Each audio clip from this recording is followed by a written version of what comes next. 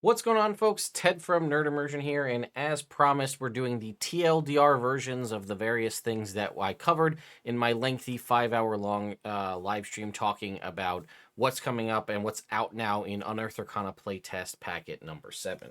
So if you missed out on that live stream and you want to see it in full and see my first reactions, you can do that. Or if you want more compartmentalized examples and examinations of all those things, this is where you do that. Also, I apologize if I look a little bit tired right now. I just got off a 12-hour night shift and wanted to make this video real quick because this one should be a quick hitter.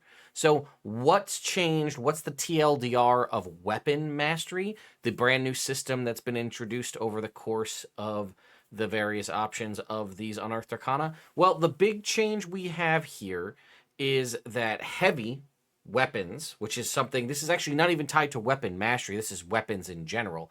What once was a property from the Player's Handbook 2014 called heavy, which meant for certain weapons that they were unwieldable by small characters that were small size, so your halflings, your gnomes, and so on. And this meant that certain things like great swords or even longbows in some instances, right, all these things were considered heavy, and then it was just not an option for those creatures. That's been changed in this, which we can show you right here.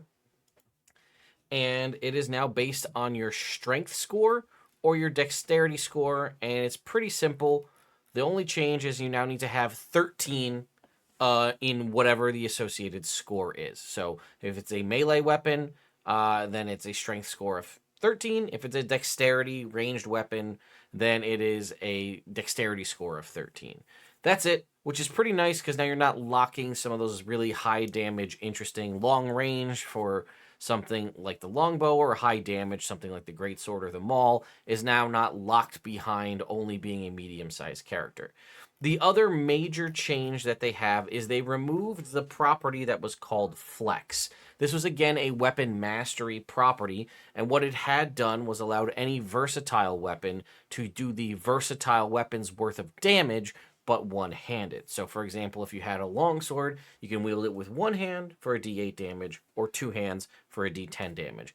The Flex property would allow you to still wield it with one hand, but do a d10. It was just a very powerful option. They don't really give us, as far as I could tell, the reasoning behind this, but I'm okay with this. It did kind of step on the toes of the other D10-based weapons, things like the halberds and glaives and whatnot. So they've removed the Flex property entirely, and basically in most instances, things that had Flex have now been replaced with Sap or Push. They also go on to say the push property now works on any creature that is large or smaller and requires you to push the target straight away from yourself. There were some funky things you could do with the way things were worded previously. And it says Sap property now works with weapons that have the versatile property or no property. Previously, it was just weapons that had no property, basically just, I think, the club. Sorry, just the mace, I think, has something that had no properties. The reason they have to put that qualifier there is for the fighter who can switch and maneuver around some of the different weapon mastery properties. You see, quarterstaff was given topple, spear was given sap, longsword was given sap, war pick was given sap, and the warhammer was given push. So again, major changes being the adjustments that push now works on any creature that is large or smaller, and then again is now requiring you to do a direct push away from you. Heavy is now changed so that, again, also point out this is playtest. So in theory, any of these things could go away. Flex seemed to be a property we were going to have. It made it through multiple iterations, and then now Flex is gone. If a lot of people outcry that Flex should come back, it might. But anyway, thank you all so much for watching, and I'll see you in the next one.